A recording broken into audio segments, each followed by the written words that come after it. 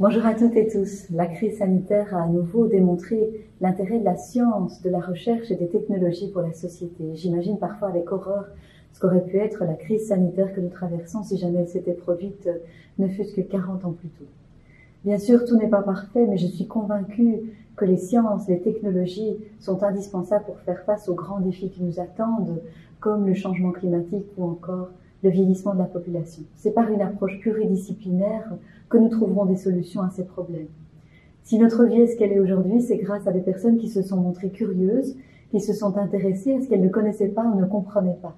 Elles ont osé essayer des choses, elles ont persévéré, elles ont innové. Il y a eu beaucoup d'hommes mais aussi de femmes que l'on a tendance à oublier et je vous assure que Marie Curie est loin d'être la seule.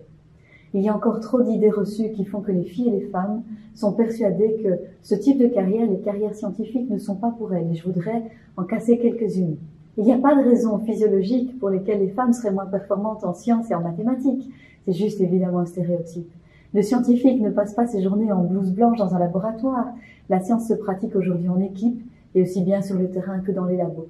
Et il est tout à fait possible de concilier métier scientifique et vie privée. Le scientifique est au service des autres, il peut se consacrer à la recherche de solutions à des problèmes concrets.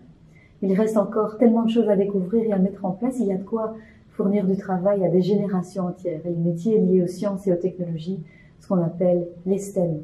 Le Printemps des sciences est l'occasion de rencontrer, dans des conditions adaptées cette année, ces hommes, ces femmes qui consacrent leur vie à la recherche. Et c'est aussi l'occasion d'essayer en toute sécurité de comprendre ce qui nous entoure par des expériences.